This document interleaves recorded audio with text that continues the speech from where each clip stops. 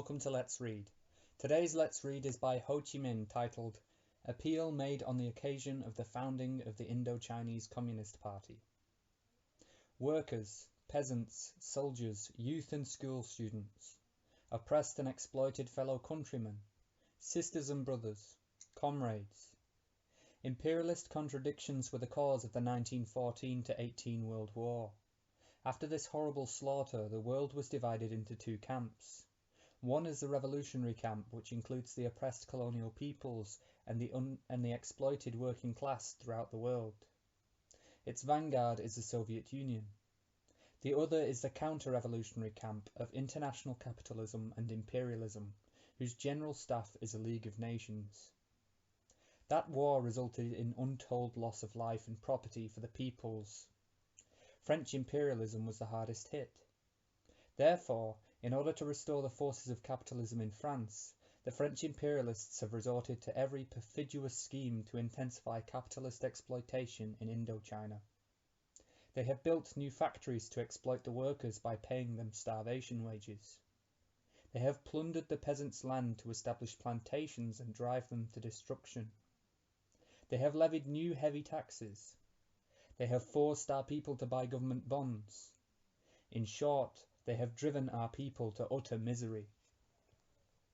They have increased their military forces, firstly to strangle the Vietnamese Revolution, secondly to prepare for a new imperialist war in the Pacific aimed at conquering new colonies, thirdly to suppress the Chinese Revolution, and fourthly to attack the Soviet Union because she helps the oppressed nations and the exploited working class to wage revolution.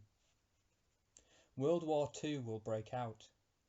When it does, the French imperialists will certainly drive our people to an even more horrible slaughter. If we let them prepare for this war, oppose the Chinese Revolution and attack the Soviet Union, if we allow them to stifle the Vietnamese Revolution, this is tantamount to letting them wipe our race off the face of the earth and drown our nation in the Pacific. However, the French imperialists' barbarous oppression and ruthless exploitation have awakened our compatriots, who have all realized that revolution is the only road to survival and that without it they will die a slow death. This is why the revolutionary movement has grown stronger with each passing day. The workers refuse to work, the peasants demand land, the students go on strike, the traders stop doing business. Everywhere the masses have risen to oppose the French imperialists. The revolution has made the French imperialists tremble with fear. On the one hand, they use the feudalists and comprador bourgeoisie to oppress and exploit our people. On the other, they terrorize, arrest, jail, deport and kill a great number of Vietnamese revolutionaries.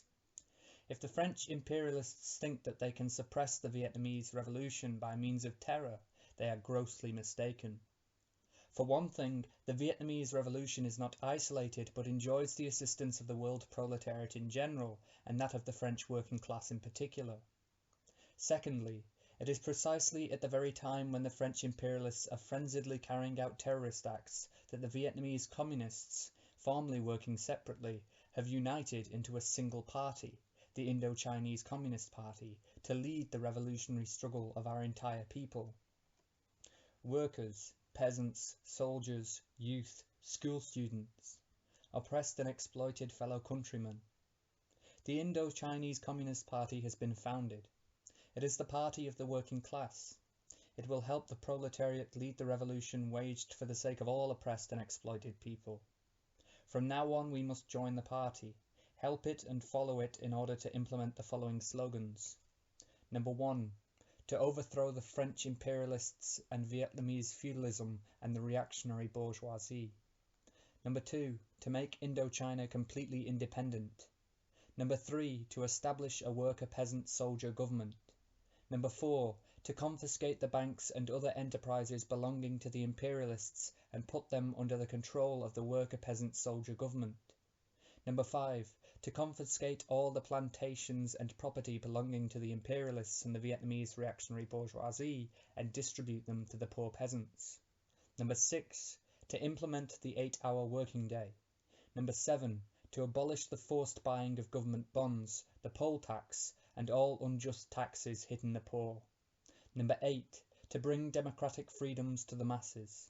Number 9, to dispense education to all the people. Number 10, to realise equality between man and woman.